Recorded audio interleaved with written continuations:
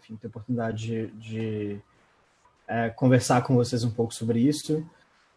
Como o Thiago falou, né, na verdade, quarta-feira agora, eu terminei minha especialização em neurociência, graças a Deus. Mas a gente, essa discussão, né, sobre, enfim, flexibilidade cognitiva e outras competências, na verdade, dentro da neurociência a gente chama de funções executivas. Eu vou falar um pouquinho disso para vocês aqui, né, com foco específico para essa questão da flexibilidade cognitiva. E assim, eu queria começar, na verdade, contando uma breve história, assim. Como os meninos falaram, eu sou egresso da Escola de Governo, né, da Fundação João Pinheiro, e quando eu entrei na Fundação, eu comecei a descobrir, assim, quão emocionante era, né, o quão apaixonante era entregar coisas, né, então atingir os nossos objetivos, atingir nossas metas. É um negócio quase sexy, assim, né, tipo, você sente aquilo fisicamente, tanto que é bom fazer aquilo. E por muito tempo eu tive uma relação bastante simples com o meu trabalho, acho que até dentro da empresa Júnior também eu tive uma relação bastante simples no meu trabalho, que sempre foi, eu vou entregar isso, né, passando por cima de todos, né? Então, se não importa o que aconteça, eu vou fazer aquilo acontecer.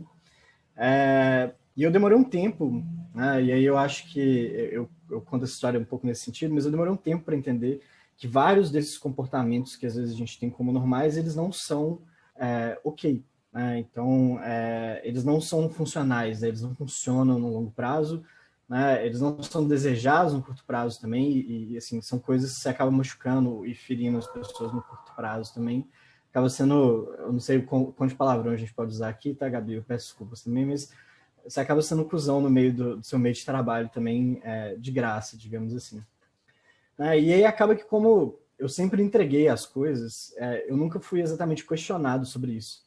E aí, hoje, olhando para trás, eu agradeço muito o Vetor Brasil também por isso. Eu entendo que tem um monte de coisas sobre privilégio também em relação a isso, por ser, né, um homem branco, etc. Eu acho que tem comportamentos que as pessoas deixam passar, que não seriam tolerados, né, caso outras pessoas estivessem colocando. Né? Mas eu olhando para trás, né, e hoje em dia eu consigo entender com bem mais clareza o que eu estava fazendo errado e por que eu estava fazendo errado, né, e o quanto que entender como que esse processo, entender isso mudou a minha carreira profissional e como que eu lido com as coisas hoje em dia, né? E isso tem a ver com exatamente essa competência, e talvez uma das competências mais poderosas, né, que eu tenho desenvolvido na minha carreira profissional, e é um pouco disso que eu queria compartilhar aqui com vocês hoje, que é exatamente essa questão de flexibilidade cognitiva. Eu posso estar aparecendo aí para vocês, gente? Tá sim. Passando. Tá? Ok. E assim, eu acho que é um pouco desse mote o que eu quero falar com vocês, tentar, né, a gente tentar entregar as coisas sem ser um cuzão, basicamente, né? E aí, explicando, entrar em detalhes aqui, para não parecer tão superficial. Né? Mas, para mim, pelo menos, eu acho muito importante a gente falar de funções executivas, a gente falar de flexibilidade cognitiva, porque quando a gente está falando especialmente, flexibilidade cognitiva, é um termo que tem um par aí neurocientífico, digamos assim, algo que as pessoas que estudam cérebro e comportamento, é uma definição bastante clara, digamos assim, sobre o que é isso. Aliás, bastante clara é forte, porque, na verdade, flexibilidade cognitiva talvez seja uma das funções executivas menos estudadas, mas eu acho que é importante a gente trazer essa primeira discussão. Né? E aí, eu queria só tentar trazer todo mundo para o momento aqui. Né? Qualquer tarefa que a gente vai fazer na nossa vida, né, a gente consegue tentar fragmentar ela de alguma forma. Né? Então, assim, basicamente, qualquer coisa que você for fazer, você vai basicamente analisar, né, planejar como realizar, executar os passos, né, ajustar ao longo do caminho e completar aquela tarefa no tempo. Né? Então, assim, pode ser diferente isso a nível de complexidade. Né? Então, tem tarefas que, obviamente, são bem mais complexas que as outras, mas, basicamente, você vai planejar, executar, ajustar no meio do caminho e tentar completar aquilo da melhor forma possível. E aí eu queria, a gente tentando trazer isso, materializar, né? Imagina que você está tentando apertar um parafuso, né? Para ser bem simples, assim. Então, você vai escolher a ferramenta correta, né? Pegar a ferramenta certa, pegar o parafuso certo, pegar o chave Phillips, o chave de fenda, o que for que você quiser, ou a furadeira, etc. Então, você vai encaixar aquilo onde você quer colocar o parafuso, né, e apertar. E aí você consegue conferir, né, se aquilo funcionou ou não, né? Então você tem um feedback relativamente imediato ali, ou talvez um feedback futuro se a estante, por exemplo, que você montou cair no chão. Né? Mas imagina que você é um robô, por exemplo, né? E você está programado, 100% programado, não estou falando de inteligência artificial, nem machine learning, nem nada complexo, mas você é programado para exatamente apertar um parafuso. Então, todo dia você robôzinho vai lá e aperta esse parafuso. E um dia, né, você aperta esse parafuso, a hora que você vai fazer a conferência, esse parafuso não apertou. E você não sabe por que ele apertou.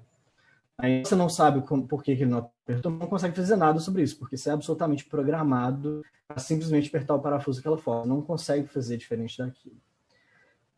E aí eu falo isso porque, na verdade, nós, como seres humanos, temos essa maravilhosa máquina que chama cérebro, e a gente consegue se adaptar a essas situações, né?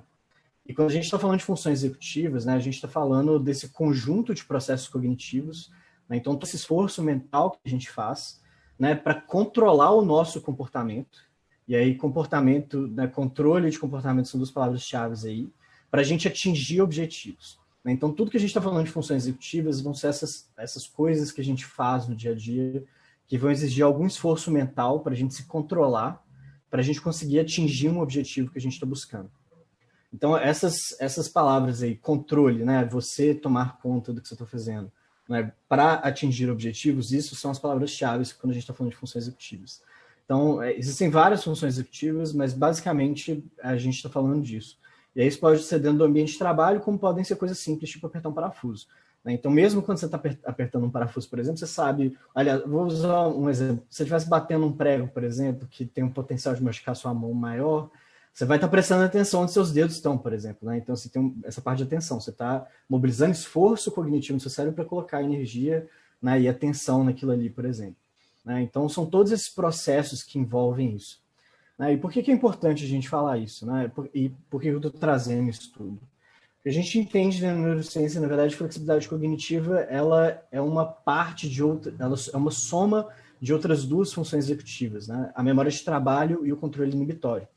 E aí eu vou falar um pouquinho dos dois, tentar ser bastante breve, acho que não vale a gente entrar em tantos detalhes assim, mas a memória de trabalho é bem simples. Eu acho que tem muito exemplo fora enfim, fora dos termos técnicos, assim, normalmente as pessoas falam que é como se fosse a memória RAM do seu computador, né, que é onde você armazena aquelas informações que você vai usar exatamente naquele momento. Né? Então, os testes, por exemplo, imagina se eu te falasse uma sequência de números aleatória, 1, 3, 5, 4, 10, 15, 22, 57, né? Eu te pedisse para repetir esses números para mim. Né? Então, esses números, por exemplo, você vai estar armazenando eles, você não está armazenando eles necessariamente no seu hard drive, digamos assim. Né? Você está armazenando ele num espaço mental ali, que você vai usar ele imediatamente. Né? Então, isso serve para relacionar fatos, por exemplo, coisas que já aconteceram com você. Você está lembrando de alguma coisa, né? Você extrai aquilo da sua memória e você coloca aquilo na sua memória de trabalho, né? Nesse espaço mental onde você pode trabalhar isso.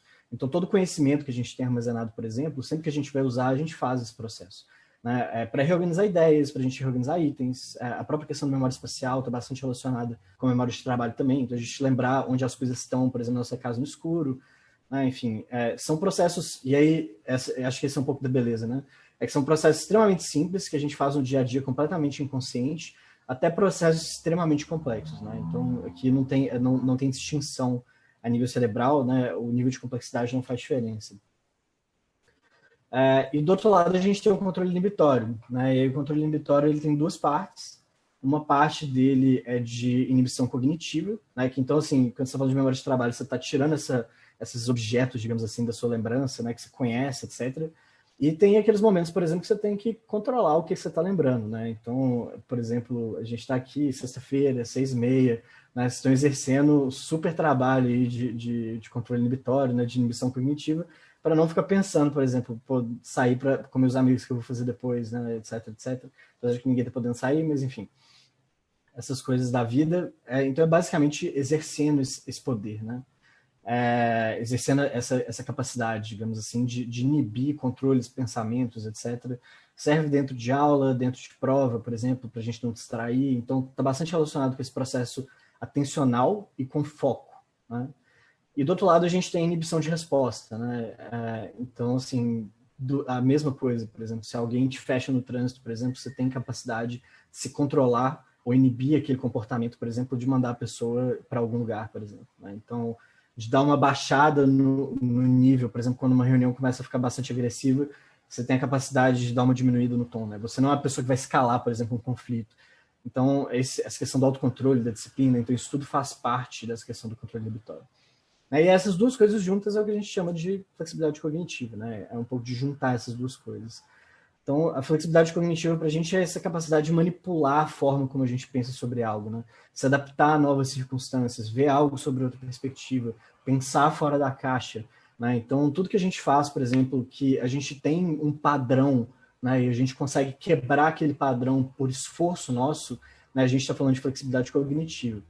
E aí isso pode ser, né, um processo estritamente teórico, né, de inovação conceitual, mas pode ser uma coisa de comportamento, por exemplo, de controlar uma sala de reunião, né, a nível de trabalho, a nível de conseguir construir processos com outras pessoas também. Né? E aí eu vou tentar trazer um pouquinho mais para a realidade aqui para a gente conversar. Né? Então, assim, acho que tem três grandes processos, três grandes habilidades que a gente está falando de flexibilidade cognitiva. A gente ignorar memórias, ideias e pensamentos que estão sendo usados anteriormente ou ideias pré-concebidas. Então, eu acho que tem um bom exemplo, assim, né? A gente, dentro do governo, principalmente, acho que provavelmente a maioria que deve estar em ambiente de governo, a gente sempre tem aquela resposta, né? Sempre foi feito assim. E aí você pergunta, mas como que pode ser feito diferente, né? O pessoal liga, vira estática de rádio, né? E não sabe exatamente o que fazer, né? Porque tem essa trava cognitiva de não conseguir ignorar a forma como as coisas são, né? Ignorar a realidade como ela está dada, né? Porque, de novo, a gente está falando de funções executivas, a gente está falando de esforço cognitivo. Você precisa colocar energia e tempo para conseguir fazer aquilo, né? E, inclusive ter conhecimento e base suficiente para conseguir ver aquilo de outra forma. Quando a gente está falando de flexibilidade cognitiva, a gente está falando também de construir em cima de conhecimento prévio, né? E aí resgatar e selecionar memórias, ideias, conceitos que podem ser úteis naquele momento. E aí eu acho que isso, para mim, é um dos motivos que me levou a estudar neurociência também, que é uma área muito fora da administração pública, né? Então, eu estava estudando biologia de nível superior, depois de quase 10 anos sem ver nada de biologia, né? Então, eu estava vendo neuroanatomia, e acaba que você começa a criar outros processos mentais, assim, outras formas de ver o mundo, porque, né, a gente, dentro da administração pública, a gente tem uma forma de ver, as pessoas que trabalham na ciência biológica têm outra forma de ver, e acaba que essas coisas se complementam em alguma medida. Eu acho que essa troca é rica para a gente conseguir recuperar e pensar em processos de forma diferente também. Né? E abandonar comportamentos que não funcionam, né? E se controlar nos momentos corretos. Eu acho que isso talvez seja uma das partes, para mim, que são mais importantes. Eu falo para mim porque eu acho que eu sou uma pessoa que sempre tive problema com isso, né? Mas eu também vejo que isso é um lugar onde as pessoas têm muito problema. Né? Então, flexibilidade cognitiva também significa, né, conseguir abandonar esses comportamentos, essas coisas que a gente faz, que a gente constantemente está dando feedback que não são coisas boas, né? Então, assim, você está estudando sempre em cima da prova e está tirando nota ruim, né? É um tipo de comportamento que você sabe que não funciona. Né? Você tá, toda vez que você sai, você bebe demais, né? Tipo, você sabe que isso é um comportamento que não funciona. Né? Então, ou seja, você tem esses feedbacks, mas você não abandona esses comportamentos, né? Então, uma parte de trabalhar isso também. E aí, trazendo para a realidade, assim, eu vou trazer dois exemplos aqui, um bem mais complexo que o outro, mas só para a gente trazer para a realidade, sem tentar delongar muito mais. Mas imagina que você tem que escolher uma playlist, né, para uma festa, por exemplo. Então, assim, você tem capacidade, por exemplo, de retirar coisas da sua memória do tipo, quem são esses amigos que estão nessa festa, né? Que tipo de música eles gostam? Outras vezes que eu tive com eles, que tipo de música eles estavam ouvindo? Né? Porque você consegue não se colocar em cima deles, digamos assim, né? Então não é minha música que vai tocar, né? A gente vai ouvir uma coisa que nós coletivamente aqui queremos ouvir, né? Mas você consegue ainda inovar em cima disso, por exemplo, né? Então às vezes você tem uma turma que gosta de música nacional, mas não gosta de sertanejo, né? Mas você consegue talvez colocar um sertanejo raiz ali no meio, né? E fazendo essa transformação gradual aí das playlists. Você entende como que essas coisas funcionam, né? Você entende que essas músicas têm a ver, você entende que o ritmo pode ser similar. Então, assim, você consegue criar a partir de coisas novas, né? Então, não é algo que é dado, não é algo que necessariamente alguém te ensinou, mas é algo que você consegue fazer a partir da experiência prévia que você tem. E aí eu acho que isso é uma das coisas maravilhosas quando a gente está falando de flexibilidade cognitiva. Eu acho que as meninas vão trazer mais exemplos também, mas a gente conseguir reconstruir e reestruturar as coisas, rever as coisas de outro ângulo, né? E do outro lado, por exemplo, a gente pode falar de construir um projeto nacional de educação, né? Que a gente está falando de uma coisa imensa, absurdamente complexa, né? E que provavelmente você, gestor, sentado naquela cadeira tomando decisões, vai estar enfrentando um tipo de oposição considerável, né? Então, a forma como você lida, por exemplo, com o sindicato, né? Caso ele esteja opondo o que você está fazendo, a forma como você lida com, enfim, outros agentes que estão fazendo oposição. E aí você entender que você, naquela cadeira, por exemplo, você não pode tomar decisões que sejam necessariamente antagônicas, né? nem promover o antagonismo de forma deliberada. Assim, tem coisas e coisas, tá? A gente tem que saber como jogar isso, mas eu tô falando assim, no geral, você não vai sentar na mesa, por exemplo, com uma pessoa que você já teve uma experiência ruim e jogar isso na cara dela, né? Então, assim, controlar esses comportamentos que a gente tem são muito importantes. Né? E pensando, por exemplo, que a gente tem outras coisas que estão sendo construídas aqui, aí, por exemplo, o próprio novo ensino médio, né? Que é tentando pensar uma forma diferente de fazer o ensino médio. Enfim, as secretarias estão entregando os currículos agora, né? A Secretaria de Educação entregou o currículo na quarta-feira para o Conselho Estadual de Educação, mas é um desafio, por exemplo, pensar num novo ensino médio, porque a gente já é viciado em como que o ensino médio no Brasil funciona, né? Então, pensar nisso de outro ponto de vista, entender isso de outro ponto de vista, isso faz parte disso que a gente chama de flexibilidade cognitiva, né? E assim, dá para entrar em detalhes e detalhes de como fazer isso. Eu não acho que é o ponto aqui, eu acho que era mais de dar um en passant, assim, o que é isso, o que a gente está falando sobre flexibilidade cognitiva. Mas é basicamente isso, né? Você está ignorando, controlando exatamente como você está pensando, né? De forma bastante deliberada. Né? Isso são processos cuidadosos mentais. A gente faz isso de forma involuntária, né? Mas no momento que você tem consciência de que você faz isso diariamente, né? Isso passa a ser muito poderoso, né? Porque mesmo que num dia que você esteja cansado, por exemplo, que você não tem energia para controlar o que está saindo da sua boca, nem o que você está pensando, nos outros dias você com certeza consegue ter energia para controlar o que está acontecendo, né? E se manter sob controle daqueles eventos, etc. Enfim. E aí eu acho que, para mim, dando um resumão, se é mais da área da biologia, eu acho que tem muito mais para a gente explorar nisso, mas do lado da filosofia, eu acho que a questão de flexibilidade cognitiva, para mim, é super resumida no be water, my friend. Tipo, entenda o ambiente que você está, né, se adeque a ele, mas a água também não é só isso que se adequa, né? Ela também tá ali fazendo coisas o tempo todo, né? Enfim. E aí, meus recadinhos para vocês, né? Falando aí como alguém que já tem um pouco mais de bagagem de setor público também.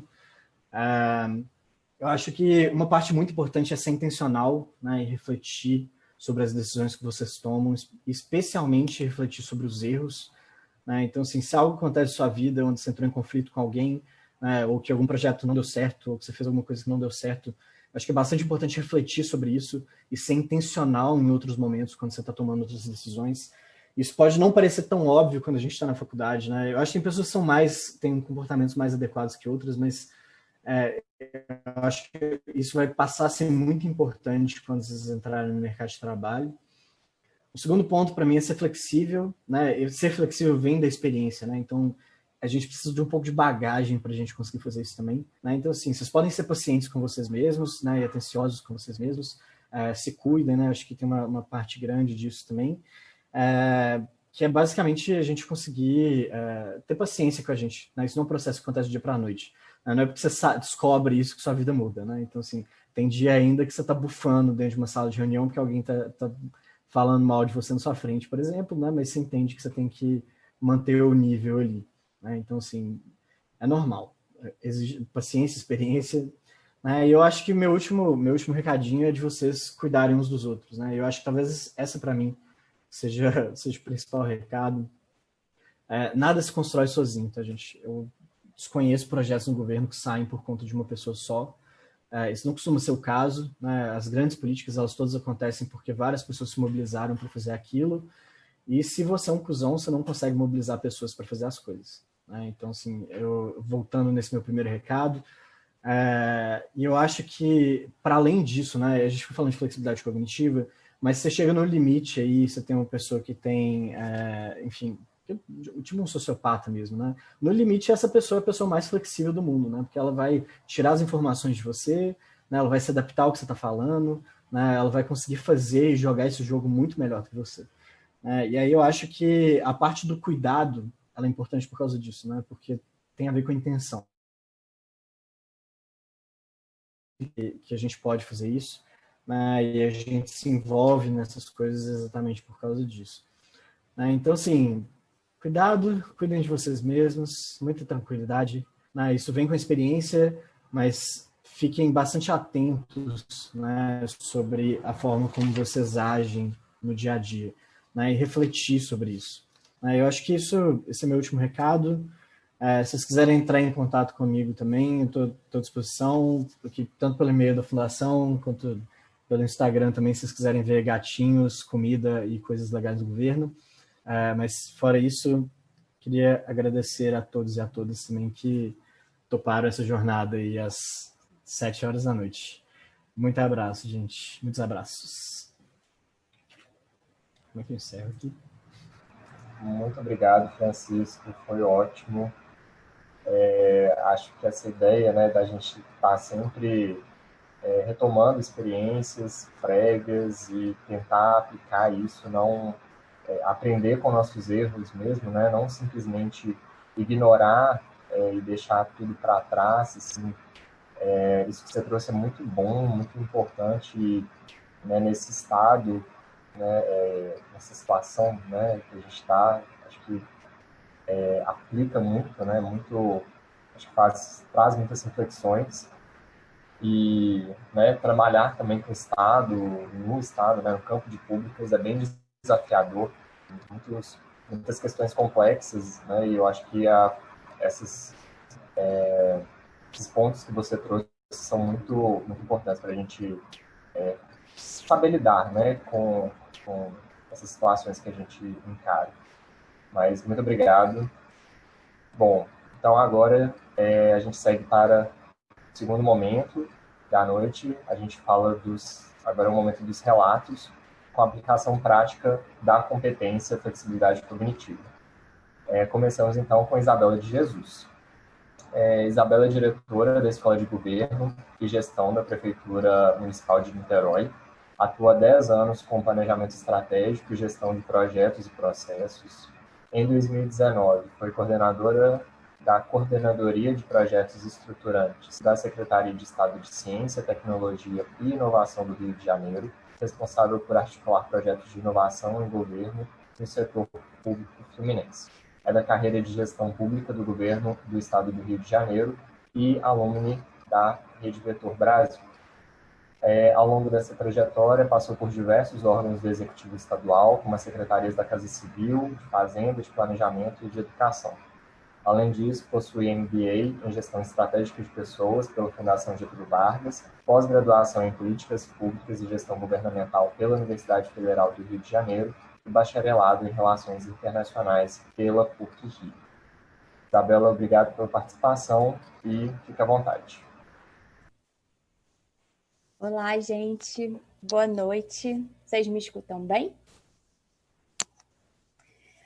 De início vai ser um desafio falar assim para as câmeras. É a primeira vez que eu faço uma apresentação que não é presencial. Então, eu confesso até que eu estou um pouco nervosa, coisa que eu nunca fico presencialmente. Então, se eu estiver correndo muito, qualquer coisa, vocês me sinalizam.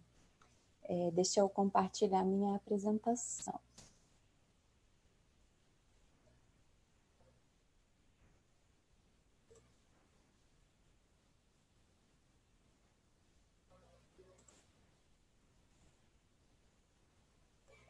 Vocês estão vendo a apresentação? Sim, estamos. Bom, primeiro eu queria agradecer à consultoria João Pinheiro Júnior pelo convite, pelo Vetor Brasil também. É uma honra estar aqui, fazer parte desse evento. Eu sou super entusiasta do desenvolvimento humano, principalmente em relação aos profissionais do setor público, sobretudo quando a gente pensa assim nas competências do futuro, que é uma coisa que eu acho que assim, quando a gente explora muito pouco isso dentro do setor público. Quando a gente fala em reforma, normalmente a gente fala, e a gente tem uma PEC agora, a visão é muito mais sobre como flexibiliza, como corta, mas o foco no desenvolvimento das competências assim, ainda é um tema que precisa ser bastante explorado.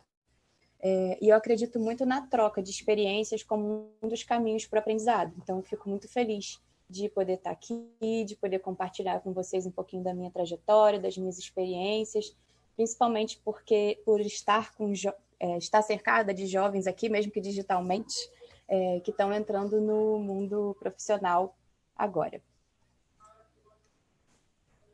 Então, bom, eu dividi a minha apresentação em 3 partes. Eu vou começar contextualizando um pouquinho da minha trajetória. Vocês já falaram um pouco do meu currículo, então vou dar uma acelerada nessa parte. Mas eu acho importante, quando a gente fala de experiência, de relatar a experiência, a gente falar um pouquinho sobre quem a gente é, que caminhos que a gente trilhou, quais são os sonhos que guiaram a gente até aqui, quais são os valores que nos acompanham, nossos planos. Então, vou trazer um pouquinho disso.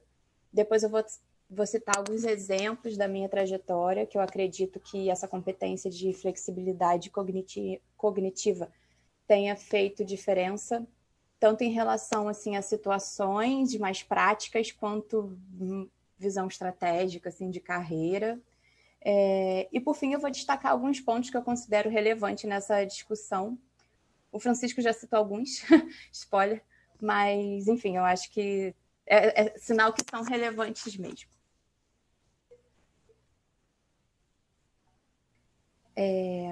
Bom, pensando assim numa breve contextualização sobre quem eu sou, assim, eu sou filha de pai empreendedor e mãe servidora pública, política e empreendedora. Minha mãe era da área da educação, ela foi secretária de educação, ela também criou um colégio, né, na cidade que eu sou, de Bom Jardim, que é no interior do Rio. Eu nasci no interior e vim para a capital para estudar relações internacionais. Eu sempre me interessei assim por temas como desenvolvimento econômico, prosperidade social, redução da pobreza, desigualdade, e as formações que eu busquei foram nessa linha assim de entender boas práticas adotadas pelo mundo para trazer para o Brasil, para transformar a realidade do Brasil. Eu já trabalhei no setor privado, na área de exportação, né, fiz relações internacionais. Depois eu passei alguns anos no Sebrae. O Sebrae foi uma escola para mim, foi lá que eu aprendi assim, sobre planejamento, na prática, gestão estratégica, trabalhei com PPA, gestão de projetos, gestão orientada para resultado. E eu acho que foi um marco na minha carreira, porque foi nessa experiência que eu comecei a entender assim, quais eram meus valores profissionais, o que me motivava mais. Eu tive uma liderança e uma equipe lá muito querida, um líder muito experiente, que sabia motivar, sabia desafiar. Então, eu acho que foi bem, bem importante para mim fazer parte dessa equipe. E também foi no Sebrae que eu comecei a me aproximar do tema de políticas públicas. Tem uma área de políticas públicas lá e a partir do momento que eu comecei a ter mais vontade de estar numa área finalística, eu comecei a me aproximar dessa área. Nesse meio tempo, eu passei no concurso para ser gestora pública, a EPPGG, no governo do Estado. No governo do Estado, eu também já passei por várias secretarias, como o Thiago falou. Fui da Secretaria de Planejamento, Fazenda, Casa Civil, Educação, sempre envolvida com planejamento estratégico, projetos, processos. E foi nessa época, na verdade, na Secretaria de Educação, quando eu estava na SEDUC, do governo do Estado, que me deu um estalo, assim, que eu comecei a entender que eu precisava estudar mais pessoas, que os processos, os projetos, eles não se movem sozinhos. Eu tinha muito assim essa visão da técnica, de ser neutra, que eu fazia ótimas análises de projeto, análise de qualidade, consistência, e aí eu comecei a ver que assim, não era estudando assim, só metodologia que eu ia conseguir ter algum impacto, eu precisava entender as pessoas. E foi aí que eu comecei a estudar sobre desenvolvimento humano, gestão por competências, motivação, aprendizado, e eu entrei nesse MBA da FGV, que é bem bacana. E há 2 meses eu fui cedida para a Prefeitura de Niterói e assumi a diretoria da Escola de Governo e Gestão da CEPLAG. Bom.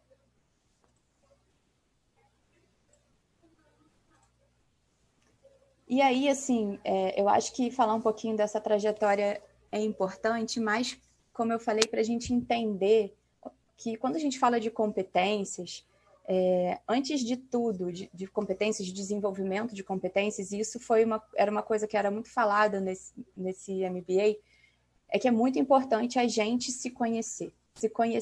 E assim, não adianta que a gente não vai, eu vou investir um tempo agora, vou super me conhecer e pronto, já sei quem eu sou. Não funciona assim. A gente precisa o tempo todo refletir sobre quem a gente porque a gente vai mudando. E que bom que a gente vai mudando. Então, eu posso ficar falando aqui com vocês que eu sou feminista, idealista, apaixonada por gatos como o Francisco, pelo futuro das coisas, mas vocês não vão me conhecer em 15 minutos. Então, assim, vamos partir do pressuposto que esse pouquinho que vocês já me conhecem é o suficiente para eu contar das minhas experiências e qualquer coisa vocês depois têm a parte das perguntas.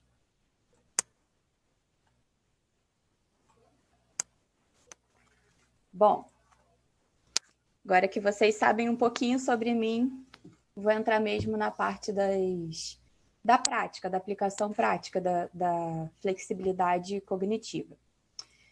E aí, por que é importante vocês terem uma visão ainda que superficial da minha trajetória? Porque o primeiro exemplo que eu gostaria de dar, é bem ligado a essa análise mesmo. E da narrativa que a gente vai contando para a gente mesmo sobre a nossa história, ou pelo menos que eu vou contando para mim. Porque eu preciso ver sentido no que eu estou fazendo para estar motivada, sabe? Então, assim, refletindo sobre como eu tenho desenvolvido essa competência, flexibilidade cognitiva, né?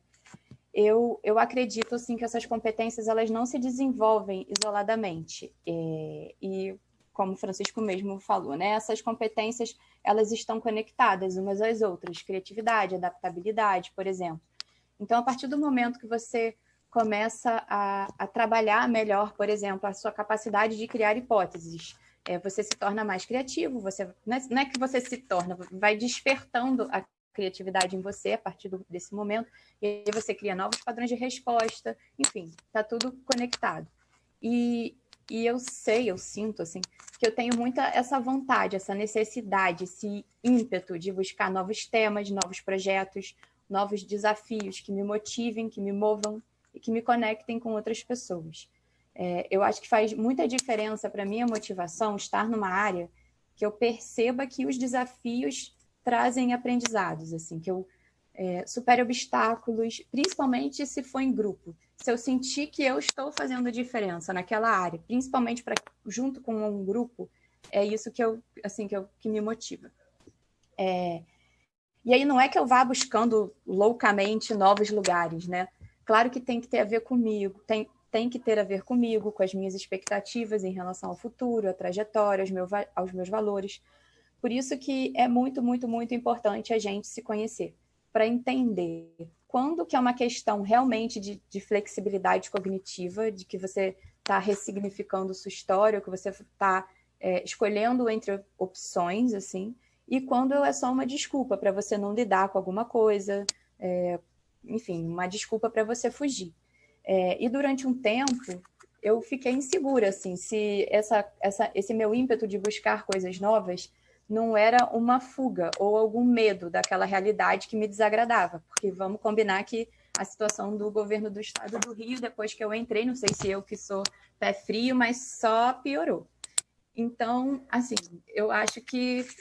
Bom, eu espero que seja uma questão de amadurecimento. Vamos lá, vamos ver o que vocês acham. Como eu mencionei, eu passei por várias secretarias de Estado e algumas decisões dessas foram bem difíceis. Uma delas é essa experiência. Eu fui convidada para ir para a Secretaria de Educação enquanto eu estava na Secretaria de Fazenda. Inclusive, pode ser que vocês bom, não sei, possam conhecer essas duas chefes minhas, assim, a líder, a minha chefe da Secretaria de Fazenda, hoje é assessora do secretário de Fazenda, Gustavo Barbosa. É a Andréia Senco, não sei quem vocês conhecem. E a outra é a Júlia Santana, que também é da minha carreira, todas duas são da minha carreira, e hoje ela é secretária de Educação. A Andréia Senco era minha chefe, e ela é muito maravilhosa como chefe. Eu amo a Andréia. E a equipe era muito maravilhosa também. Eu amava trabalhar com eles, realmente, assim, eu não tinha do que reclamar. E o tema, que é um tema de gestão fiscal, né, da parte da Fazenda, também é um tema desafiador. Só que não era o tema que me despertava assim, aquele interesse, no sentido de aspiração de médio e longo prazo na minha trajetória. Não era uma coisa assim, eu me imagino trabalhando com gestão fiscal. Não me imaginava. Eu gostava do trabalho, dessa parte de gerenciar, enfim. Numa assessoria estratégica, você faz de tudo um pouco, né? Então, eu gostava dessa coisa de não ter muita rotina, mas a parte fiscal em si, eu não era no meu tempo. Então, assim, por mais bacana que tivesse o trabalho e o projeto que eu estava envolvida, que era o regime de recuperação fiscal, tinha projeção nacional, não me fazia, assim, brilhar os olhos.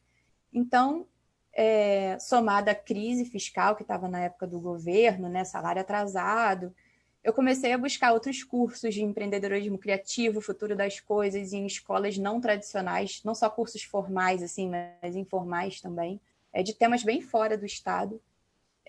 E foi em um desses cursos que eu conheci a Carlota Mingola, que me indicou o Vetor Brasil.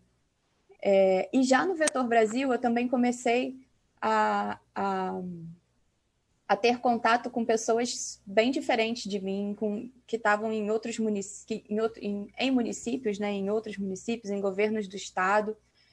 Comecei a gostar dessa experiência de estar na rede e contei para vários colegas meus, né, já de carreira, do governo do estado do Rio. E a partir desse relato, desse compartilhar de experiências, foi que a Júlia me chamou para trabalhar na Secretaria de Educação. Então, eu vejo assim, que eu poderia ter ficado lá, acomodada, num grupo, ganhando um salário que, na época, para mim, fazia sentido, que trabalhando com uma equipe maravilhosa, com uma chefe maravilhosa, mas, assim, pensando na minha trajetória, não fazia tanto sentido para mim. Então, eu entendo que essa habilidade faz com que a gente busque novas possibilidades, novos caminhos, novas hipóteses, não só quando não está bom, mas também quando está bom. A gente tem, assim, um olhar mais amplo, digamos assim, de vislumbrar novos cenários, de criar outras realidades. Então, é importante a gente se conhecer também para entender a hora de se mexer, porque por mais também que não seja a área que você mais ama ou que mais te motiva, pode ser um baita aprendizado para você. E aí eu fui para a Secretaria de Educação, e aí eu fui iludida que eu ia trabalhar com educação, com a parte pedagógica, ia fazer políticas públicas, eu finalmente estaria numa área finalística, e aí quando eu cheguei lá eu comecei a trabalhar com orçamento e contrato, que é uma coisa que eu nunca imaginava que eu ia trabalhar. Então eu poderia chegar e ficar, ai meu Deus do céu, saí da Secretaria de Fazenda e onde eu fui cair na Secretaria de Educação, mas trabalhando com orçamento e contratos. Então, assim, bom, eu posso não estar naquele momento trabalhando com o que eu gostaria, na posição que eu gostaria, mas aí a gente faz aquela reflexão. Mas o que eu estou aprendendo? Que capacidades que eu estou desenvolvendo que são úteis para mim? Como que essa experiência vai somar para o meu futuro, para a minha trajetória? Como que eu posso me aproximar do que eu acredito naquele momento que faça sentido para mim? Então, essa postura de humildade, de constante aprendizado, inclusive sobre nós mesmos, eu entendo ser muito importante para o desenvolvimento dessa competência. Então, eu fiquei lá na Secretaria de Educação, aprendi muito, muito mesmo sobre orçamento e contratos e sobre educação também, porque eu fazia uma ponte entre o pedagógico e a parte administrativa. Então, foi uma outra decisão difícil, foi quando eu fui convidada para trabalhar na Secretaria de Ciência e Tecnologia, e aí eu assumiria um cargo mais de liderança, teria uma equipe. Então, eu optei por por ir. E aí eu ficava muito na dúvida, porque eu pensava assim, será que eu estou desistindo da Secretaria de Educação? Porque eu acreditava realmente que era ali que eu deveria estar. E aí eu vejo que esse desapego também foi muito importante para mim, porque eu comecei a entender que, para além do órgão que eu estava, e era a primeira vez que eu estava num órgão finalístico, eu comecei a entender que o que fazia sentido para mim realmente era o potencial de transformação do meu trabalho. E eu comecei a entender que não era uma questão de estar na educação, ou estar na fazenda, ou estar na ciência e tecnologia. Era muito mais uma questão de fazer a diferença onde eu estivesse. E esse valor é inegociável para mim. E em relação a isso, não existe flexibilidade. Então, eu acho que é interessante, mais uma vez, trazer isso de você se conhecer muito os seus valores, para você entender até onde está a sua flexibilidade, quando você começa a analisar o que faz sentido para você, você saber os seus próprios parâmetros. Bom, vou trazer uma visão já um pouquinho mais prática, numa perspectiva assim, mais de aprendizagem contínua. Assim. Vou falar um pouco sobre esse projeto do HubGov RJ. Então, a gente pula agora para o início do ano de 2020, que foi um ano bem desafiador para o governo do estado do Rio, além do contexto desafiador da pandemia que todo mundo está enfrentando. A gente tem também o impeachment do governador, com toda a sorte de troca de lideranças das secretarias, demissão por diário oficial extraordinário, até RJTV, e instabilidades assim que, se alguém tivesse me contado, eu nunca teria acreditado. E foi nesse contexto que a gente estava idealizando o HubGov RJ. Quando eu falo a gente, é a minha equipe da coordenação de projetos estruturantes da ciência e tecnologia, em parceria com a FAPERJ, com o LAEP, que é o nosso laboratório de inovação. A gente também tinha parceria com a Controladoria do Estado, que tinha, ou tem, né? Agora eu já saí do governo, não sei como está esse projeto, mas eles tinham um laboratório de análises preditivas. Então, a gente ia estruturar um hub de inovação que pudesse estimular esse ecossistema de inovação para fora do governo e para dentro do governo. A ideia era trabalhar por meio de desafios, conexão com startups, com investidores. Era um projeto bem bacana. E, assim, um primeiro desafio que a gente enfrentou, já assim, considerando a pandemia, foi continuar as reuniões, porque a gente fazia reuniões presenciais e eram reuniões bem visuais, assim, né, estilo design thinking, com post-its, e aí a gente precisou se adaptar ao isolamento social, e foi bem legal ver que a gente conseguiu fazer isso muito bem. Eu não sei o quanto vocês conhecem do Miro, mas quem não conhece, é uma ferramenta muito bacana, que a gente começou a estruturar todas as oficinas pelo Miro. Então, assim, já teve esse primeiro desafio, né, de começar a fazer oficina virtual, de design thinking, com pessoas que a gente não... Assim, teve pessoa que eu só conheci mesmo virtualmente, então isso foi já um desafio. E aí depois teve um outro desafio, que foi a apresentação do projeto para as lideranças, e a gente não teve retorno, porque quando digamos assim, esse pré-projeto, né, ele ficou pronto, foi mais ou menos em junho, julho, assim. E aí foi bem no momento que eu mudei de subsecretária, o LAEP também saiu da Casa Civil, e aí ficou nessa confusão, se sairia da Casa Civil, se ia para a CEPLAG, se ia para o PRODERJ, se ia para a Secretaria de Governo, e aí as secretarias se juntavam, aí mudava a liderança, e aí ficou um pouco assim, essa loucura.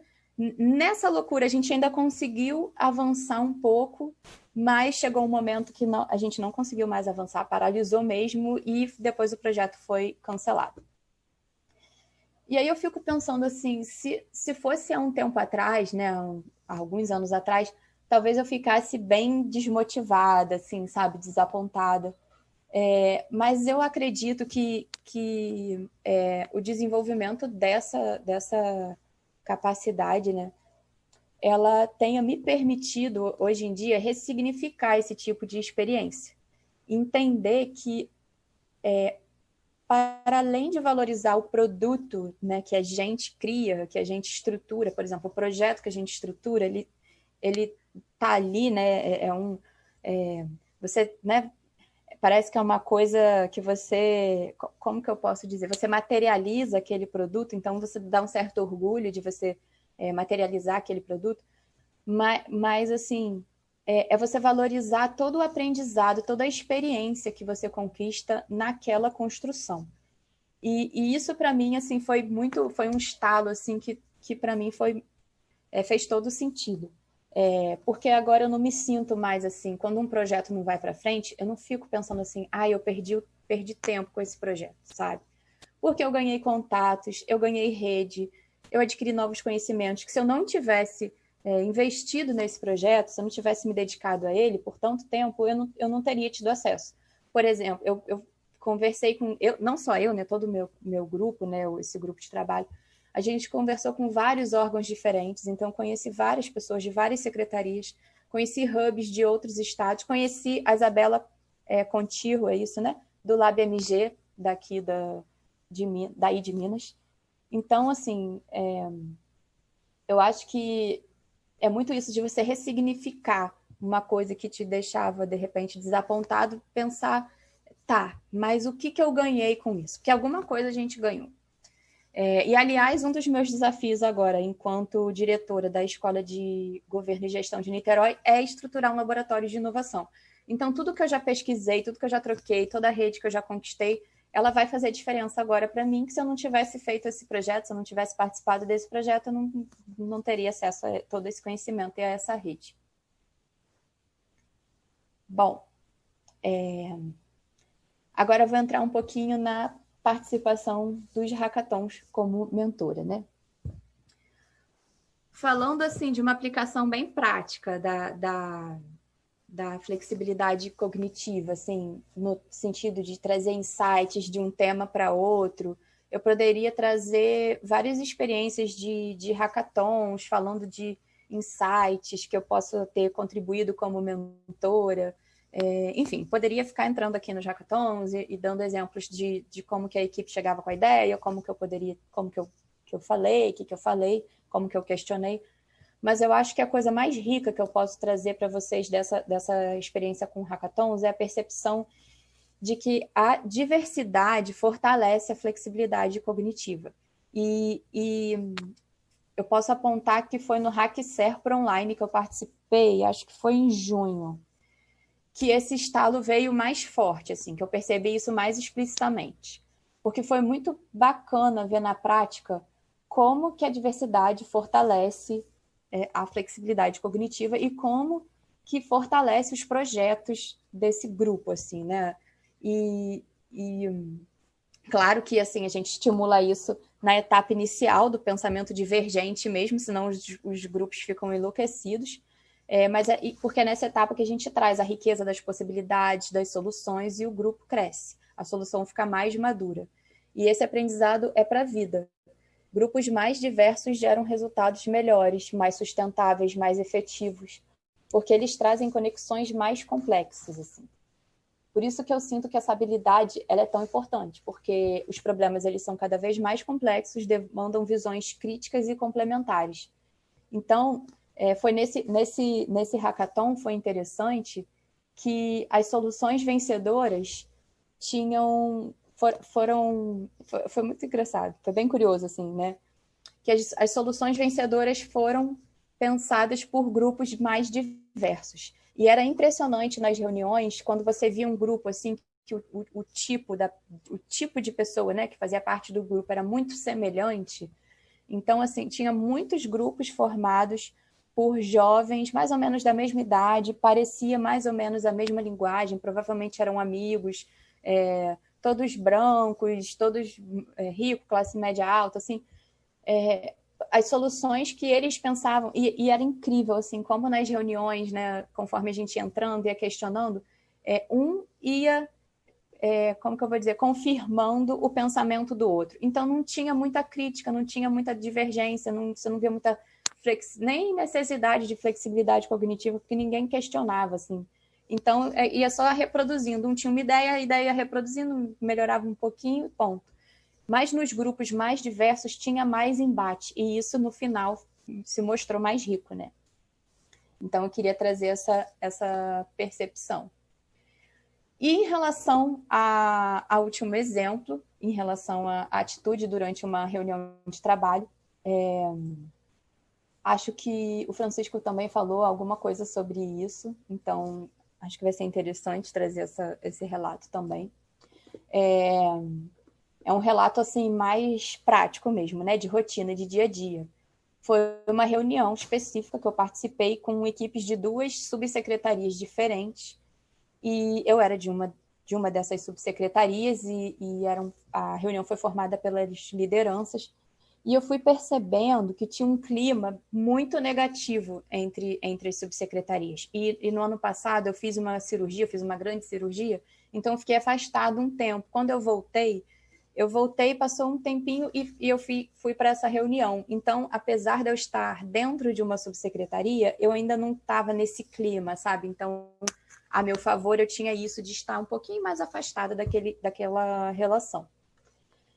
Então, eu fiquei um pouco chocada no início, né? Como que o choque foi se desenhando. E de início, eu fiquei prestando bastante atenção na forma como cada um estava se portando, assim. O que cada um falava, os sinais corporais das pessoas, as perguntas, ou como que eles se inseriam na reunião. Então, eu comecei a notar que, para além do contexto, além da forma de falar, assim, que já estava, né, no choque, eu percebi que uma subsecretaria tinha uma visão muito mais objetiva, principalmente liderada por uma subsecretária mais objetiva, né, e preocupada com questões formais. Enquanto a outra subsecretaria era um perfil mais analítico, então a forma de falar era uma forma mais analítica, mais contextualizada, assim. E a preocupação maior dessa outra subsecretária, né, e por consequência das lideranças, a preocupação deles era mais ligada ao objetivo, ao porquê, ao propósito. Então, eu comecei a entender que cada um estava falando numa língua e cada um estava também buscando no outro respostas para o que eles estavam falando e já não estavam mais se ouvindo. E aí, nesse clima da reunião, eu comecei a perceber que uns colegas já estavam com o braço fechado, cara feia, os outros já estavam mexendo no celular ou começaram a viajar. E aí você começa a ver que quando a situação não está legal, uns vão para a agressividade, outros vão para a fuga. E aí eu comecei a pensar assim, bom, eu não vou me deixar levar pelo clima da reunião, como os outros colegas, porque senão o nosso projeto não vai para frente. E aí eu comecei a respirar fundo, fazer cara, assim, tentar destravar meu rosto, né, porque eu também estava um pouco impressionada com o clima, e comecei a refletir, né, o que eu posso fazer para essa reunião ser mais construtiva? O que tem por trás desse clima? O que está por trás disso? E aí foi aí que eu comecei a perceber, né? Cada um tinha a sua forma de falar, cada um estava preocupado com uma coisa. Então, eu comecei a fazer perguntas. Em vez de ficar dando a minha opinião, eu comecei a perguntar. Eu sentia que uma dúvida numa subsecretária, aí eu parafraseava e perguntava, fazia pergunta para outra subsecretária. E assim eu fui conseguindo equilibrar assim, essa reunião. Pelo menos a gente saímos todos vivos dela.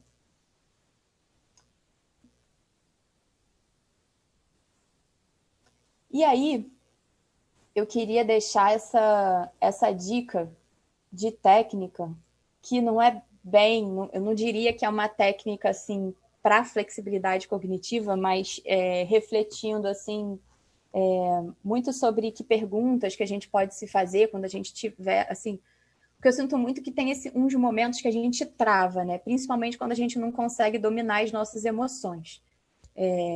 Então, é essa dica, né? Primeiro, se conhecer muito, dominar as emoções, e aí quando você está sentindo que não tá, né, não tá dando, então você para e apela para os 6 chapéus do pensamento, que é uma dica que eu vou deixar do Edward de Bono. E o interessante nela é que cada chapéu estimula a reflexão por uma lente específica, de acordo com a cor.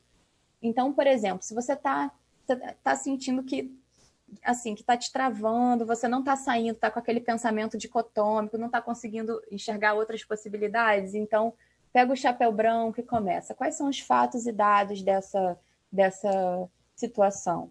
Aí depois pega o chapéu vermelho, começa a entender quais são os sentimentos, quais são as emoções que estão envolvidas, as minhas emoções envolvidas, as emoções do outro. Aí pega o chapéu verde e começa a pensar coisas inimagináveis, assim, às vezes que nem você pensou, nem outra pessoa pode ter pensado, coisas completamente diferentes da situação. Enfim, e aí eu deixo para vocês pesquisarem um pouco sobre o autor, sobre os chapéus, mas eu acho existem várias formas de utilizar. Existe, por exemplo, quando você vai... quando você está estruturando um projeto numa reunião, você pode colocar cada um responsável por um chapéu, ou fazer um exercício de todo mundo pegar o mesmo chapéu num determinado momento e começar a atacar, por exemplo, pegar o chapéu amarelo e começar a pensar tudo que tem de otimista em relação àquele determinado tema. Enfim, ou então pegar o chapéu preto e começar a levantar críticas, julgar, começar a avaliar se faz sentido. Então, eu acho que essa técnica é bacana, assim, para ampliar mesmo, assim, os pensamentos. Isabela, só por causa do tempo, se você já puder finalizar, por favor. Obrigado. Olha, eu treinei tanto o tempo, eu saí cortando tudo. E aí... Não, é difícil Bom, ainda bem mesmo. que eu estou nas reflexões finais. Mas está muito bom. Obrigada. Eu vou passar bem rapidinho, assim, que na verdade as minhas reflexões finais, o Francisco abordou algumas delas. Então, assim, eu queria dizer só que não tem mapa, não existe, assim, um mapa para competência. Ninguém está pronto, não existe isso de você chegou e desenvolveu, ou que você já foi criado com aquela competência. Mas existem alguns fatores que são muito relevantes, assim, que estimulam, tanto internamente quanto externamente. Internamente, eu já falei um pouquinho, já dei algumas dicas, assim, mas externamente, eu acho que uma coisa que favorece é você estar em um contexto que valorize a diversidade. Porque eu acho que, assim, se a gente está se propondo a pensar outras possibilidades, é importante que mulheres negras, LGBT, outros grupos minorizados ocupem cargos de liderança. Que quando esses cargos eles são mais diversos, ocupados por pessoas mais diversas, mais vozes são ouvidas, novos futuros são sonhados e políticas públicas são idealizadas. Então, se a gente não acredita que existe espaço para essa realidade que a gente está se propondo a pensar e a criar, se a gente não consegue projetar, dramatizar, isso limita a nossa capacidade limita a nossa capacidade de adaptação, de expansão, de criatividade. E todo mundo perde se a gente ficar só naquele pensamento dicotômico dentro da caixa. Então, a gente precisa valorizar a diversidade. E o outro segredo é se conhecer muito bem. Investir em se conhecer, gerir as próprias emoções, porque a gente só consegue conhecer o outro e entender o outro se a gente se conecta com as nossas emoções também. Até porque, para quando chegar aquele momento da trava, né, poder ter a calma, entender a emoção, porque cognição é pensamento. Então, a primeira flexibilidade tem que estar na nossa cabeça antes de tomar a atitude. É isso. Joia, Isabela, muito obrigado. Foi muito valiosa a sua fala. Bom, gente, vamos continuar. Apresentamos agora a nossa última convidada, Amanda Guias. Atualmente, a Amanda trabalha na Secretaria de Estado de Saúde de Minas Gerais, na assessoria da Subsecretaria de Políticas e Ações da Saúde, onde acompanha entregas estruturantes da Secretaria e presta assessoramento em gestão governamental nos aspectos relativos a políticas públicas de saúde. Atuou também na assessoria da Superintendência de Redes de Atenção à Saúde, na mesma secretaria, como assessora do subsecretário de Gestão de Recursos Humanos na Secretaria de Estado de Educação e, posteriormente, como técnica no projeto de modernização da administração de serviços e sistemas de pessoal. É bacharel em Administração Pública pela Escola de Governo da Fundação João Pinheiro. Ingressou na Gestão Pública como especialista em Políticas Públicas e Gestão Governamental do Estado de Minas Gerais e é trainee do Vetor Brasil. Obrigado pela participação, Amanda, e a palavra é sua. Boa noite, gente. Vocês estão me ouvindo? Tá tranquilo, né? Primeiramente, eu queria agradecer o convite. É um prazer estar aqui com estudantes do campo de públicas, com o pessoal da João Pinheiro Júnior. Também fui da João Pinheiro Júnior quando estava na fundação, então tenho um super carinho pela empresa. Queria parabenizar a fala do Francisco, da Isabela, que compartilharam aí. O Francisco compartilhou muito da experiência dele, do conceito de flexibilidade cognitiva. A Isabela falou muito da trajetória dela. Eu, na verdade, nem preparei uma apresentação, falei com a Gabi, porque a gente decidiu que eu ia falar de ontem para hoje. Eu falei, topo, vamos, porque eu também acho que o melhor que a gente tem são essas trocas, né?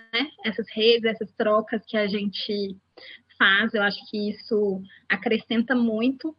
E aí eu vim falar um pouco da experiência que eu vivi aqui na Secretaria de Saúde nesse ano, no contexto da Covid, e como foi importante essa competência de flexibilidade cognitiva para lidar com tudo isso, né?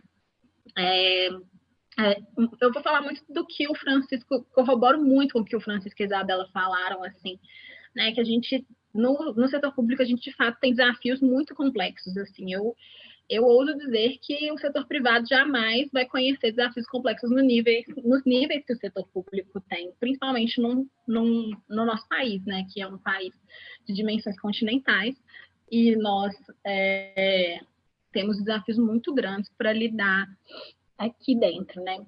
E esses desafios complexos, eles exigem realmente soluções criativas e competências diversas.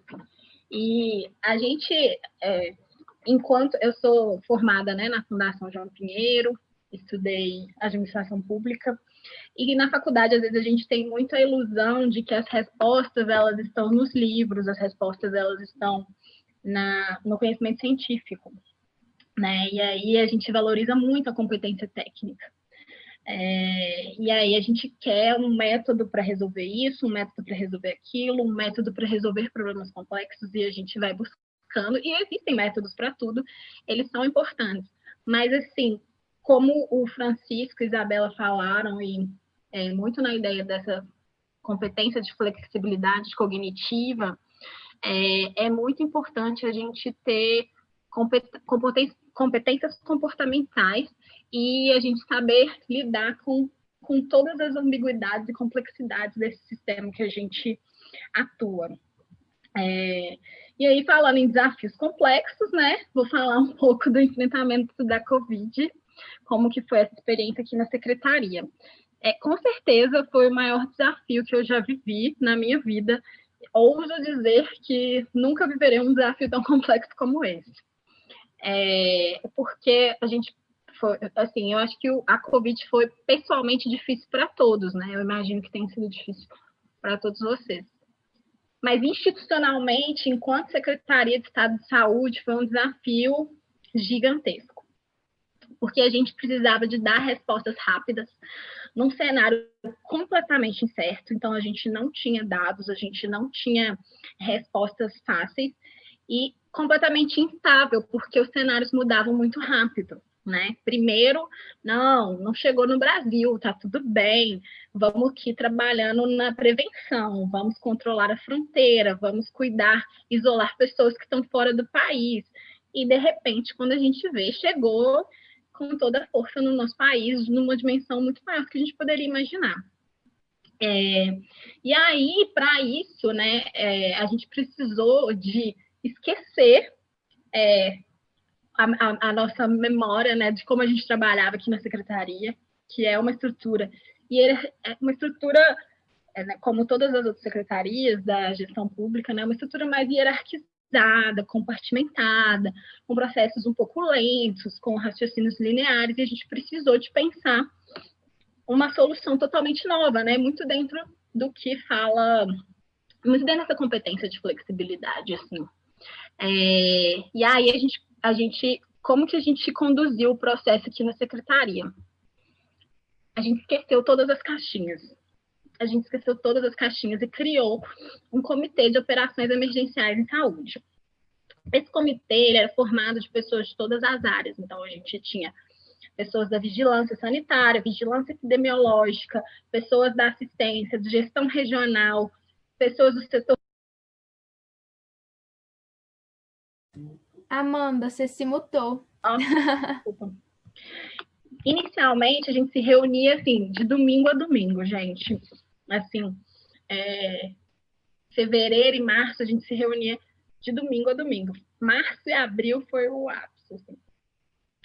E a gente tinha que, ao mesmo tempo, lidar com a articulação da resposta nos 853 municípios de Minas Gerais. Então, a gente tinha que articular isso aqui na saúde. A gente divide o estado em regiões ampliadas de saúde. Então, a gente tem as macro-regiões de saúde, que são 14. Então, a gente tinha que articular como cada uma dessas 14 macro-regiões e seus secretários municipais de saúde tinham que estruturar o sistema, ao mesmo tempo em que a gente tinha que pensar em compra de equipamentos médicos hospitalares, pensar em compra de equipamentos de proteção individual. A gente tinha que pensar em formas de melhorar as nossas estimativas e a nossa vigilância epidemiológica, pensar em como que a gente dá mais transparência a esses dados e comunica com a sociedade, como que os impactos da pandemia. Então, a gente estava aqui, assim, a minha experiência, eu fui parte desse comitê e ainda foi muito engraçado, porque quando tinha acabado de instituir o comitê, engraçado agora, né, no caso, quando tinha acabado de instituir o comitê, meu chefe vai e fica uma semana fora, porque ele teve um problema pessoal na família, ele perdeu um parente muito próximo, aí foi super difícil. E a primeira semana de enfrentamento com o Covid, ele, Amanda, tô uma semana fora, você toca aí? Aí eu, tá. E aí a gente tinha reuniões, assim, a rotina no início era realmente muito pesada, porque aí a gente tinha reuniões com o secretário. 9 horas da manhã a gente traçava um plano de ação e às 17 a gente fazia a devolutiva do dia. E depois a gente tinha uma reunião às 18, que era a reunião desse comitê. E aí, assim, ao mesmo tempo, a minha área estava conduzindo, a gente fez em conjunto o plano de contingência estadual, que a gente previa todas as ações necessárias para prevenir o crescimento da Covid e estruturar o sistema. E aí a minha subsecretaria ficou responsável por fazer os planos de contingência macro-regionais, que é toda essa articulação com gestores dos hospitais, gestores municipais, e aí a gente estava discutindo, assim, leitos. Quantos leitos você vai abrir? Como que a sua unidade básica de saúde vai rastrear os contatos das pessoas que tiverem Covid? Como que a gente vai fazer com os atendimentos eletivos e as cirurgias eletivas?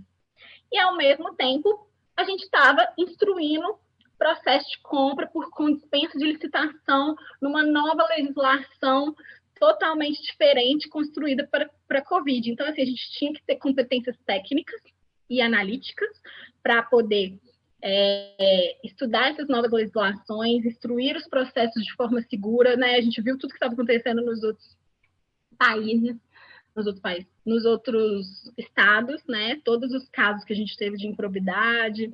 E a gente, ao mesmo tempo, então, utilizando essas competências analíticas, e instruindo processos de compra com despesas de licitação, utilizando competências interpessoais de negociação e de articulação com gestores municipais, e, ao mesmo tempo, tendo que ser muito criativo para pensar como comunicar com a sociedade. Então, assim, foi realmente um momento que exigiu da gente criatividade e flexibilidade. Então, você vai fazer isso, vai fazer aquilo. E muito marcante também desse momento foi que todo mundo se uniu em colaboração em prol de um objetivo comum. Então, a gente realmente saiu das caixinhas. E foi lindo ver isso, assim, sabe? Ver todo mundo saindo das caixinhas, a pessoa ali sentada do seu lado. Eu estava uma hora com um engenheiro clínico me ajudando a especificar como que compra um respirador, na outra hora com a enfermeira da vigilância sanitária, que a gente estava pensando o que dá para flexibilizar ou não para abertura de novos leitos, e aí com a outra enfermeira que é diretora da gestão hospitalar, falando quais são as especificidades. Depois a gente estava ali com o fisioterapeuta falando, assim, foi muito rico e estava todo mundo se apoiando muito, sabe? E, assim, essa parte do cuidado que o Francisco falou, assim, é uma coisa muito legal, porque todo mundo, assim, né, todos nós sentimos muito impacto na nossa saúde, na nossa disposição. Então, a gente ficava trabalhando, e a gente estava vindo presencial, né? Então, a gente ficava aqui até tarde. Aí, sempre alguém via que estava ficando até tarde, a pessoa vinha, ficava com você, te dava uma carona, alguém trazia um lanche, assim, essa solidariedade, esse cuidado fez toda a diferença, porque toda hora alguém se esgotava. Inclusive, assim, eu me esgotei muito também. E foi muito importante ter essa rede de apoio, de pessoas que vão, te dão a mão, te ajudam e te levantam na hora que você está mais precisando, assim.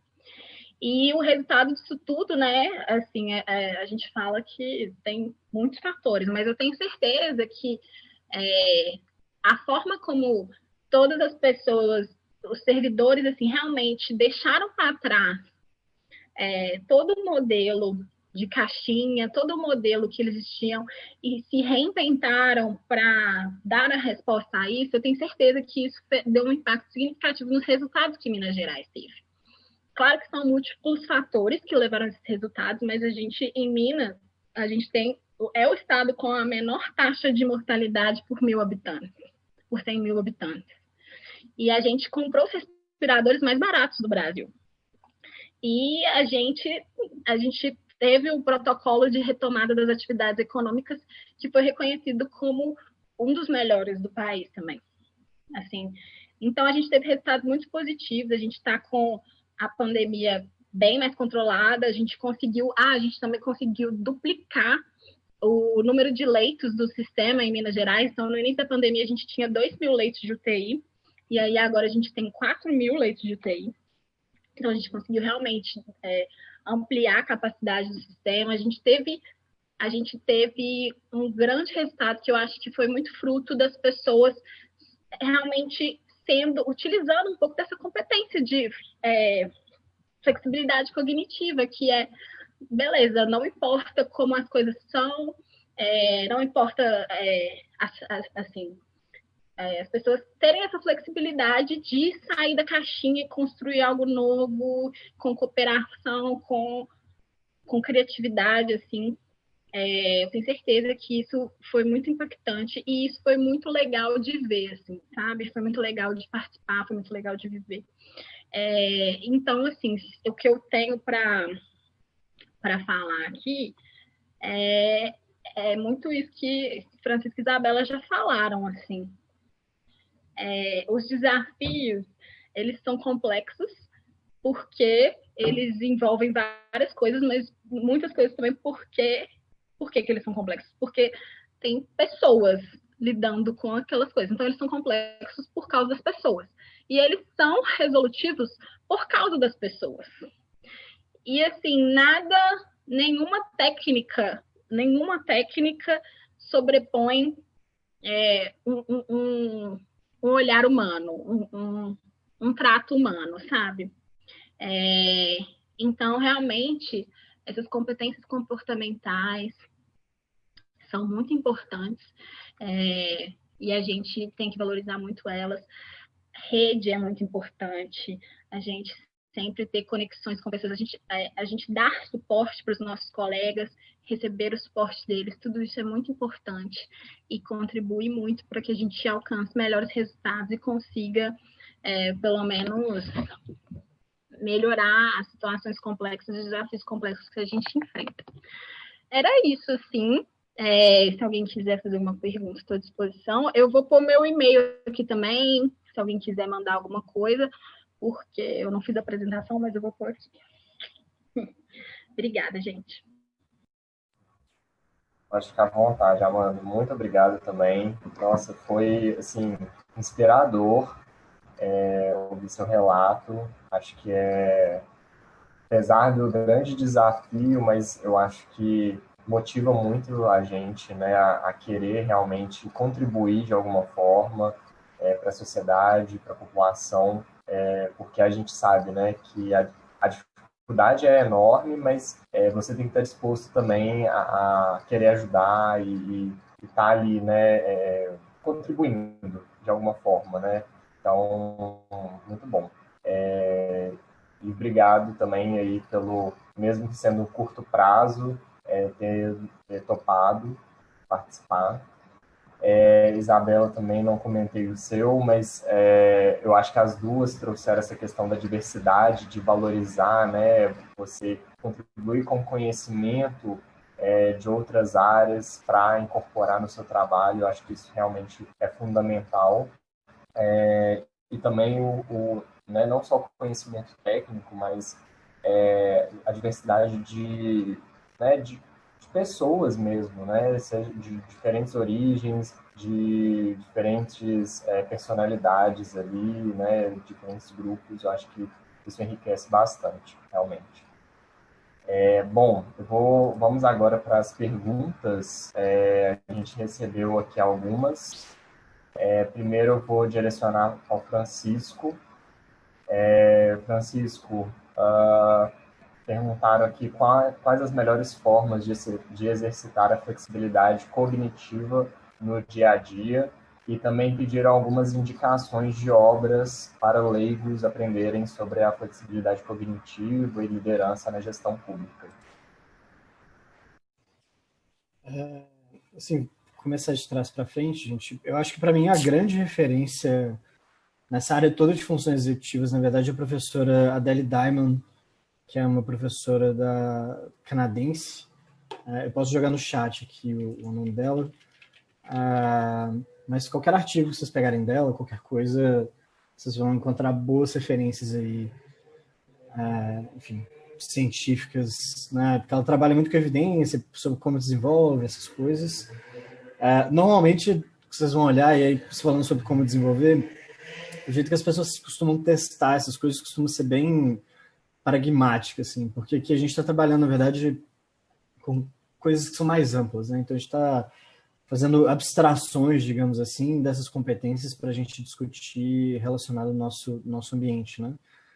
Do ponto de vista neurocognitivo, digamos assim, isso não tem diferenciação. Qualquer coisa serve para mostrar que a pessoa tem isso. Então os testes vão pedir para as pessoas, por exemplo, fazerem contar par ou ímpar e falar se é par ou é ímpar, por exemplo. Tipo assim, ímpar, a pessoa começa a contar 1, 3, 5, aí par, 6, 8, então, para saber se ela consegue mudar de tarefa rapidamente.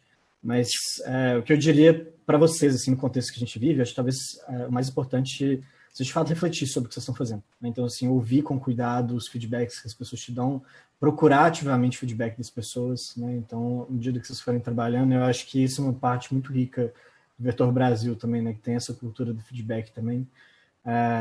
Procurar ativamente feedback das pessoas, né? Então, assim, o que você achou disso aqui? Você fez uma apresentação, por exemplo, em público, pergunta, né? O que você achou? Como foi? O que eu posso melhorar, né? E ativamente perguntar essas coisas e pedir esse tipo de feedback, acho que talvez seja a melhor forma de exercitar isso, né? Porque você consegue pensar em formas diferentes de fazer o que você estava fazendo. Ótimo, Francisco, obrigado.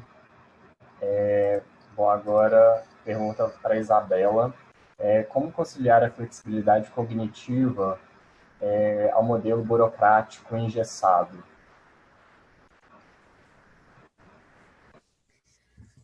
Então, vamos lá.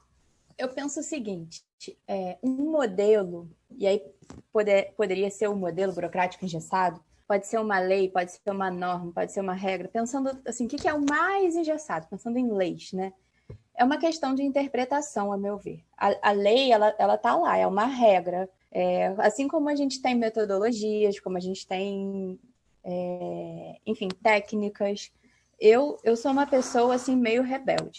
Sou mesmo, assim, bem rebelde. Eu acredito muito, assim, que não é que eu saio desrespeitando a lei aquela, né? Mas eu entendo muito que a regra tá lá para ser mudada, aquela, mas sério, assim, para ser reinterpretada e adequada a um contexto. Pode ser que aquela regra, enfim, que aquela norma não se aplique mais. Então, eu entendo muito que, assim, que a flexibilidade cognitiva ela vem justamente para a gente questionar aquela regra. Ela está adequada a esse contexto? Ela não está adequada? Se ela não tiver, tem uma justificativa para uma nova interpretação ou para uma revisão da regra. Tudo que a gente tem hoje no mundo foi feito por homem. Assim, tudo não, né? Pela natureza. Mas assim, né? De forma... Nós criamos as regras. Então, nós estamos aqui justamente para questioná-las, para melhorar. Então, eu não sinto que exista um choque. Eu acho que existe a gente entender que se foi criado uma vez, pode ser revisto. Pode ser que esse não seja o melhor momento, pode ser que não seja o melhor contexto. Mas se não tiver gente pensando sobre isso, nunca vai mudar. Enfim, isso eu não acredito, assim, que as coisas estejam dadas e é isso, não. Pelo contrário.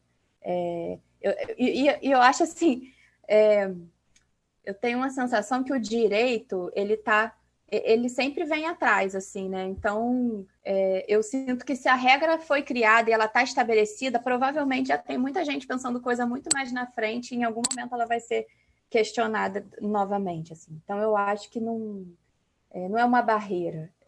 As regras, eu acho que elas são mais um guia, assim. Não sei se essa foi a pergunta, mas se não foi, pode fazer outra que eu respondo. Não, acho que respondeu bem, sim. Bom, agora para a Amanda, qual o principal desafio para engajar servidores sequestrados pela burocracia das caixinhas? Quais estratégias utilizaram? Eu acho que para engajar, a gente precisa muito de resgatar o propósito do que a gente está fazendo. Resgatar o porquê que a gente tem que pensar coletivamente, porque ali atrás de todas essas normas e de todas essas caixinhas, a gente tem o cidadão e a gente tem resultados que a gente precisa dar. Então, isso ficou muito claro, assim, porque nesse desafio agora da Covid, era evidente para todo mundo que a gente precisava de uma resposta, que a gente tinha um problema e que a gente tinha que se ajudar. E aí, quando o propósito é evidente, as pessoas se engajam. E, assim, as pessoas se engajam mesmo. E aí, a Isabel estava comentando as regras, assim, por exemplo, nessas compras, a gente fez compras em 3 dias aqui. A gente fechou contrato em 3 dias. Porque todo mundo engajado no propósito, a gente fala assim, beleza, setor tal, vai nas pesquisas de mercado. Setor tal, vai fazendo a especificação. Setor tal, pega os relatórios aí com as estimativas para a gente fazer uma justificativa bem robusta. E a gente fez, assim, vários contratos em 3 dias. Assim, tempo recorde, coisa que assim, se você for pensar no modelo burocrático, é uma coisa impossível. Tudo bem que a gente teve a flexibilização de algumas coisas, mas mesmo assim. Então, acho que tem muito a ver com resgatar o propósito mesmo do que a gente faz aqui.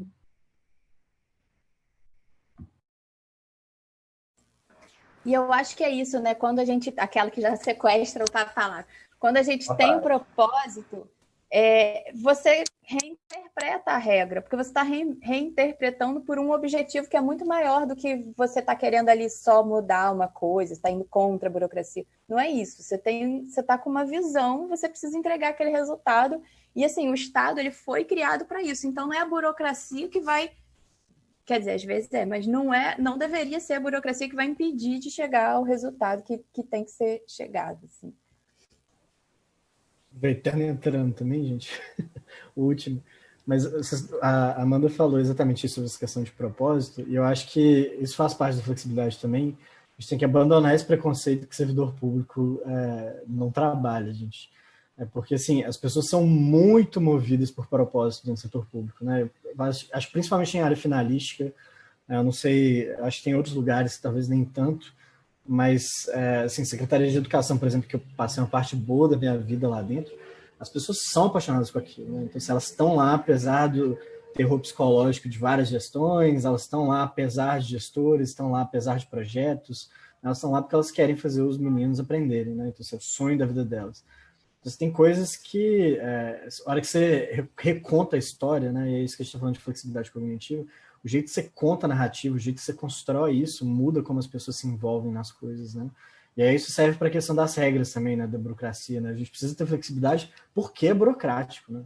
Senão, assim, as coisas se mantêm constantes, né? Nada muda. Se todo mundo ficar na mesma, nada muda, né? Enfim.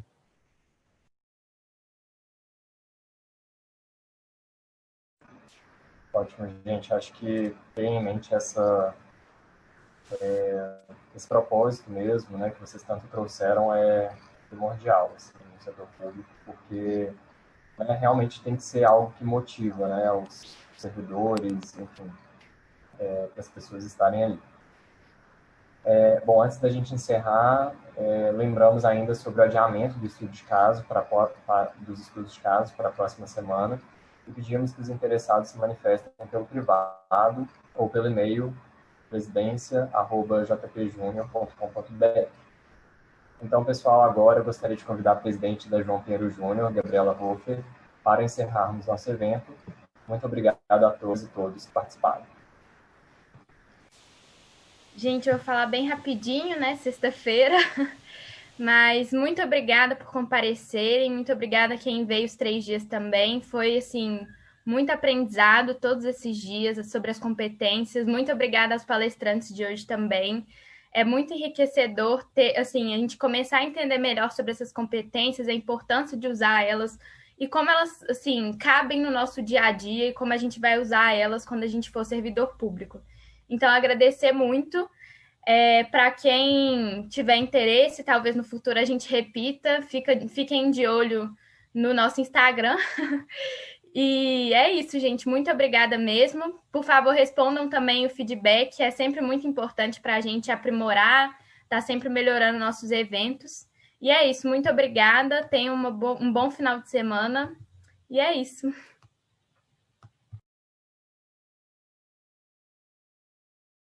Gente, o pessoal já tá saindo? Eu falo pra fazer Vetor Brasil, todo mundo abrir a câmera pra gente tirar uma foto aqui.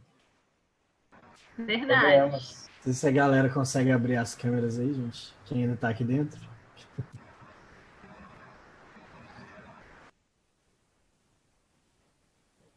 João Pedro Júnior tira? Eu tiro. Só esperar ver se alguém mais vai abrir aí.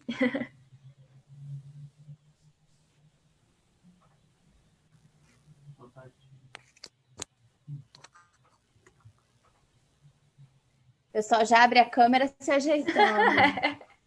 Já ajeitando para a foto. Ó, 1, 2, 3 e...